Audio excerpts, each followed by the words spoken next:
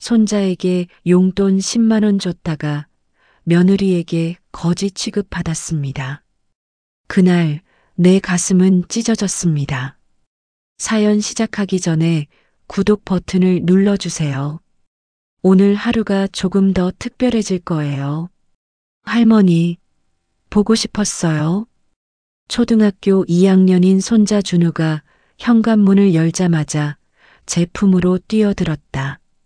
박순자 할머니는 한 달 만에 보는 손자를 꼭 안으며 눈시울을 붉혔다. 68세의 그녀에게 손자는 세상에서 가장 소중한 보물이었다. 우리 준우, 벌써 이렇게 컸네. 키가 또 얼마나 큰 거야? 1m 30cm요. 우리 반에서 5번째로 커요. 순자는 아이의 머리를 쓰다듬으며 환하게 웃었다. 서울 송파구 변두리에 위치한 20평 빌라. 남편과 사별한 후 15년째 홀로 살고 있는 이곳이 초라하게 느껴진 적이 없었다. 하지만 며느리 지혜가 들어올 때마다 이 집은 왠지 모르게 작고 낡아 보였다. 어머님, 며느리 지혜가 현관에서 명품 핸드백을 소파에 던지듯 놓으며 입을 열었다. 300만 원은 좋게 넘어 보이는 가방이었다. 순자의 한 달 생활비보다 비싼 물건이었다. 준우 밥은 드셨어요? 우리 저녁에 강남 외가댁 가야 해서 빨리 가봐야 하거든요. 아, 그래. 내가 준우 좋아한다고 떡볶이랑 순대 사놨어. 우리 준우 이거 엄청 좋아하잖니? 들어와서 먹고 가려무나. 순자는 아침 일찍 시장에 나가 가장 맛있다는 떡볶이 집에서 포장해 왔다. 국민연금 63만 원으로 생활하는 그녀에게 2만 원짜리 떡볶이는 사치였지만 손자를 위해서라면 아무것도 아까울 게 없었다. 됐어요, 어머님. 지혜의 목소리가 차갑게 식당을 채웠다. 준우 알레르기 있는 거 모르세요? 밀가루 음식 먹으면 두드러기 나온다고 몇 번을 말씀드렸는데 정말 답답하시네. 아, 그게. 순자의 미소가 굳었다. 사실 준우에게 밀가루 알레르기는 없었다. 지혜가 탄수화물을 극도로 제한하며 아이를 키우는 것뿐이었다. 하지만 순자는 아무 말도 하지 못했다. 며느리 눈치를 보며 사는 게 이제 익숙해졌다. 아들 민준이 어색하게 웃으며 끼어들었다. 엄마, 우리 30분만 있다 갈게요. 준우도 할머니 보고 싶어 했잖아.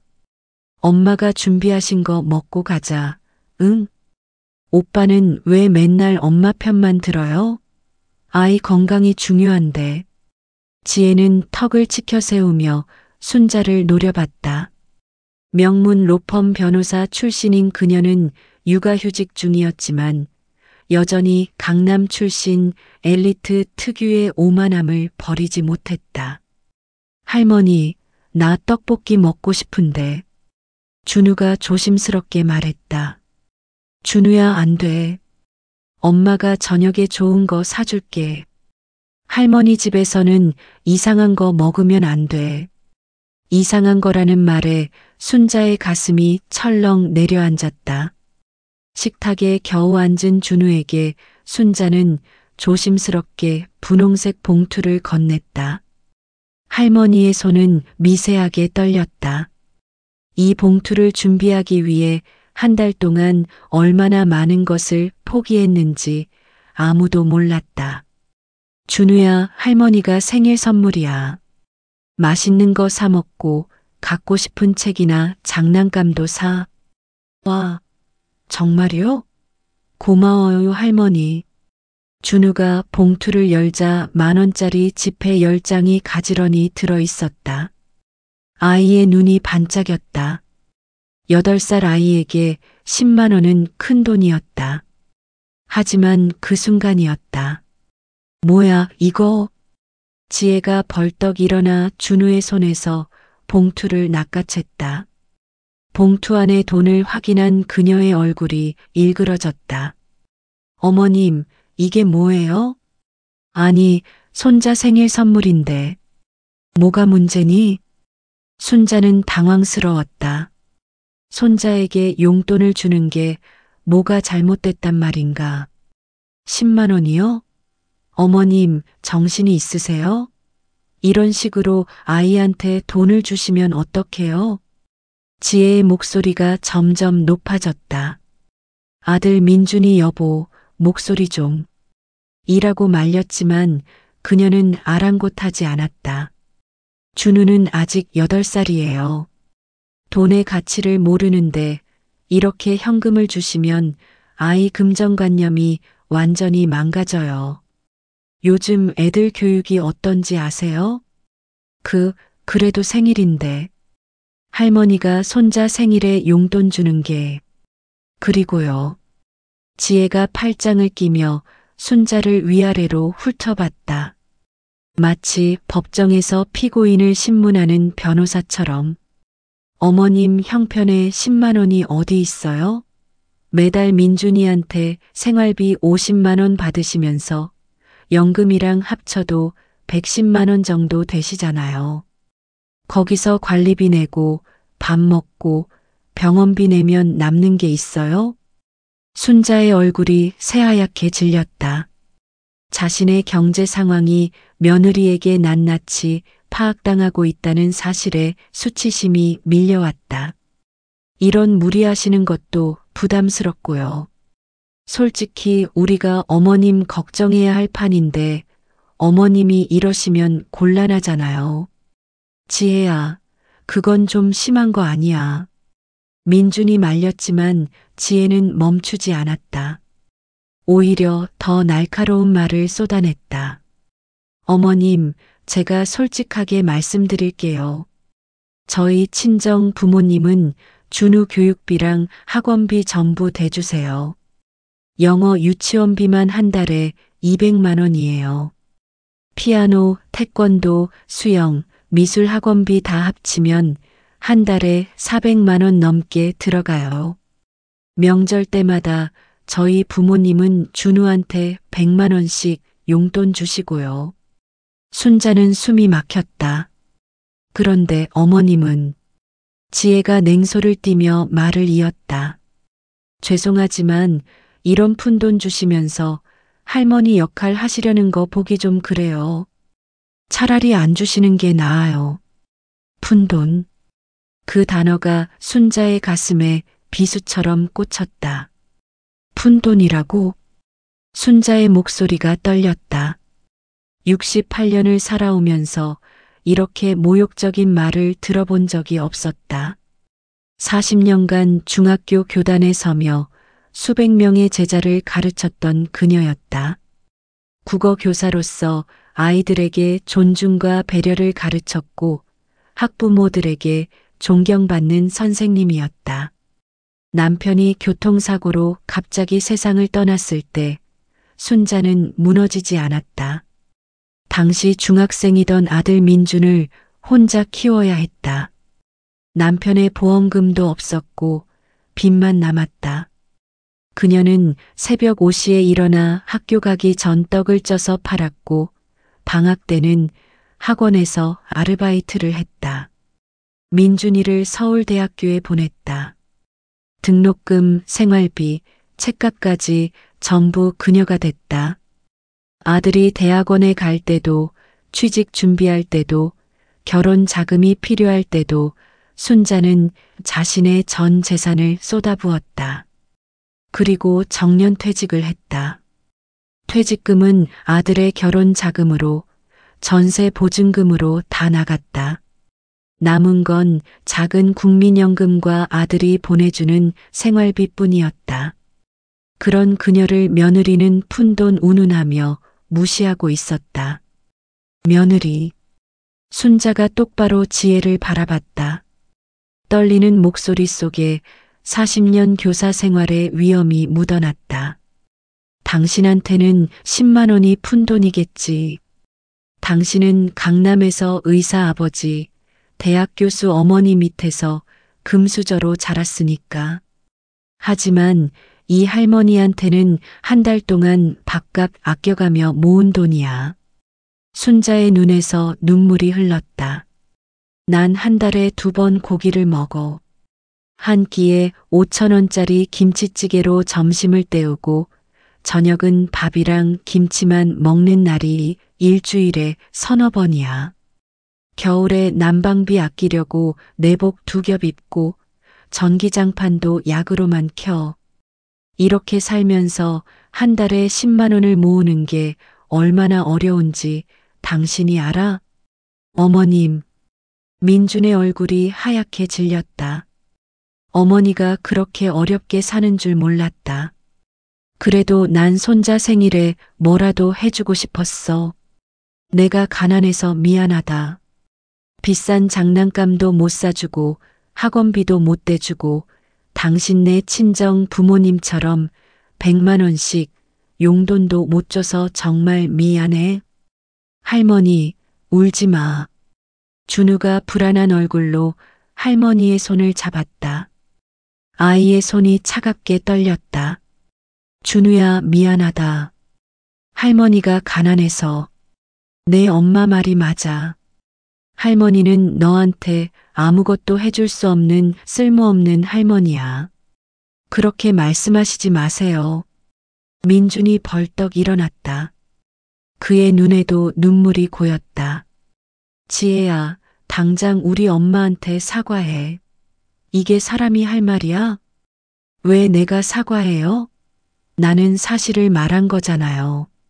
10만 원이 푼 돈 아니에요? 준우 학원비 하루치도 안 되는데? 너 진짜. 민준이 주먹을 불끈 쥐었다. 결혼 8년 만에 아내에게 이렇게 화가 난 적이 처음이었다. 순자는 조용히 소파에서 일어났다. 민준아, 됐다. 너희끼리 싸우지 마. 엄마가 잘못했어. 엄마. 준우야, 할머니 먼저 갈게. 생일 축하한다. 건강하게 잘 자라라. 순자는 현관문을 열고 나갔다. 뒤에서 손자가 할머니 라고 외치는 소리가 들렸지만 그녀는 뒤돌아보지 않았다. 눈물이 멈추지 않았다. 그날 이후 일주일이 지났다. 순자는 좁은 빌라에서 혼자 밥을 먹고 혼자 TV를 보고 혼자 잠들었다. 핸드폰을 들여다보는 시간이 부쩍 늘었다. 손자에게서 전화가 올까, 아들에게서 연락이 올까 기다렸다. 순자 씨, 오늘도 밥 안 먹었어요? 경로당에서 만난 친구 영숙이가 물었다. 입맛이 없어서. 또 손자 생각하는 거지? 에휴, 며느리가 그렇게 심했어요? 순자는 그날 있었던 일을 영숙에게 털어놨다. 이야기를 들은 영숙은 혀를 찼다. 요즘 젊은 것들은 버릇이 없어. 시어머니를 뭘로 보고. 돈이 전부인 줄 알아? 내가 가난한 게 죄야, 영숙아. 무슨 소리. 순자 씨가 그 아들 혼자 키우면서 얼마나 고생했는데. 은혜를 모르는 거지. 그날 저녁 아들 민준에게서 전화가 왔다. 엄마, 정말 죄송해요. 제가 지혜한테 단단히 말했어요. 민준의 목소리는 울먹이고 있었다. 괜찮다, 아들. 괜찮긴 뭐가 괜찮아요. 엄마가 그렇게 힘들게 사시는 줄 몰랐어요. 제가 생활비 더 드릴게요. 한 달에 80만 원으로 올릴게요. 아니다, 민준아. 그러지 마. 너희도 애 키우느라 돈 많이 들잖니. 엄마. 그냥 엄마 말 들어. 민준아, 엄마는 내가 행복했으면 좋겠어. 지혜랑 싸우지 말고 준우 잘 키우고. 그것만이 엄마 소원이야. 엄마, 저 다음 주말에 준우 데리고 갈게요. 준우도 할머니 보고 싶어 해요. 그래, 알았다. 하지만 다음 주말 민준에게서 문자가 왔다. 엄마, 죄송해요. 준우가 감기 걸려서 이번 주는 못 갈 것 같아요. 다음에 꼭 갈게요. 순자는 답장을 보내지 않았다. 그 다음 주에도 핑계가 이어졌다. 엄마, 준우 학원 시험 기간이라서. 엄마, 이번 주는 지혜 친정에 가기로 해서. 엄마, 준우가 친구 생일 파티에 가야 한대요. 한 달이 지나고 2달이 지났다. 순자는 손자의 목소리를 듣지 못했다. 몇 번 전화를 걸었지만 지혜가 받았다. 어머님, 지금 준우 학원 가는 중이에요. 나중에 전화 드릴게요. 하지만 전화는 오지 않았다. 어느 날 순자는 용기를 내서 손자에게 직접 전화를 걸었다. 여보세요? 준우의 목소리였다. 준우야, 할머니야. 아, 할머니. 목소리가 어색했다. 예전처럼 반갑지 않았다. 준우야, 할머니 보고 싶지 않니? 응. 짧은 대답이었다. 그 순간 배경에서 지혜의 목소리가 들렸다. 준우야, 누구야? 할머니? 빨리 끊어. 학원 늦겠어. 할머니, 나 학원 가야 돼. 끊을게. 준우야, 잠깐만. 뚜마이너스. 전화가 끊겼다. 순자는 핸드폰을 꼭 쥔 채 한참을 그 자리에 서 있었다. 그로부터 일주일 후 밤 10시. 순자는 TV를 보다가 졸고 있었다. 그때 핸드폰이 울렸다. 모르는 번호였다. 여보세요? 할머니. 준우의 목소리였다. 하지만 평소와 달리 목소리가 떨리고 있었다. 준우야, 지금 몇 시인데 왜 안 자고? 할머니, 나 엄마 몰래 전화했어. 엄마 핸드폰 몰래 가져왔어. 순자의 가슴이 덜컥 내려앉았다. 할머니, 미안해. 할머니 주신 돈, 엄마가 다 뺏어갔어. 나는 받고 싶었는데. 미안해. 준우야, 괜찮아. 할머니는 아니야, 괜찮지 않아. 준우가 울먹이기 시작했다. 우리 엄마가 할머니한테 나쁜 말 많이 했어. 나 다 들었어. 할머니는 가난하지 않아. 할머니는 좋은 할머니야. 나는 할머니가 세상에서 제일 좋아. 눈물이 순자의 뺨을 타고 흘렀다.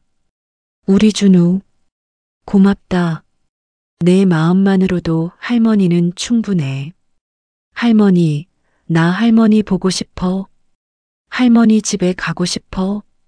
떡볶이도 먹고 싶고, 할머니 손잡고 공원도 가고 싶어. 준우야, 할머니도 보고 싶다. 너무너무 보고 싶어. 엄마가 할머니는 우리한테 도움이 안 된대. 학원비도 못 내주고 외국 여행도 못 데려가 준다고. 그런데 할머니, 나는 그런 거 필요 없어. 나는 그냥 할머니랑 같이 있고 싶어. 순자는 더 이상 참을 수 없었다. 소리내어 울었다. 우리 준우, 정말 고맙다. 할머니가 세상에서 제일 사랑한다.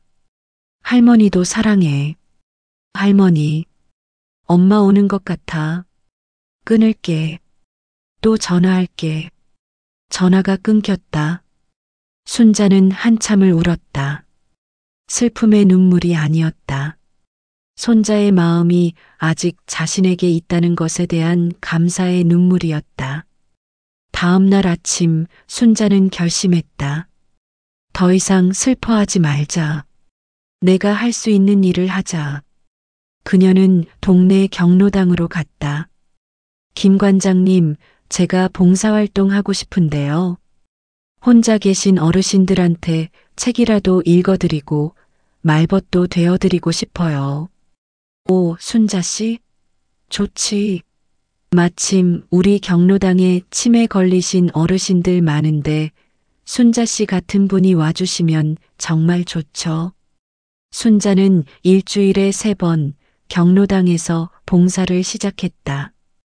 85세 할머니에게 신문을 읽어드리고 90세 할아버지의 옛날 이야기를 들어드렸다. 순자 씨, 고마워요. 우리 자식들은 바빠서 전화도 잘 안 하는데 순자 씨가 이렇게 와주시니 정말 좋아요. 어르신들의 얼굴에 웃음꽃이 피었다. 그날 저녁 순자는 아들에게 전화를 걸었다. 민준아, 엄마야. 엄마, 어떻게 지내세요? 응, 잘 지내. 민준아, 엄마가 생각을 많이 해봤는데 앞으로는 엄마가 자주 연락 안 할게. 엄마, 왜요? 무슨 일 있어요? 아니야. 너희 가정이 편해야지. 지혜도 스트레스 받잖니. 엄마는 괜찮아. 엄마 할 일도 많고. 엄마, 준우한테 할머니가 사랑한다고 전해줘. 그리고 민준아, 너도 건강 챙기고. 엄마는 엄마대로 잘 살게. 전화를 끊고 순자는 창밖을 바라봤다. 서울의 야경이 반짝였다. 저 불빛 하나하나에 자신처럼 외로운 사람들이 얼마나 많을까. 자식 잘 되라고 평생을 바쳤지만 결국 가난한 시어머니로 취급받는 사람들. 하지만 순자는 이제 알았다.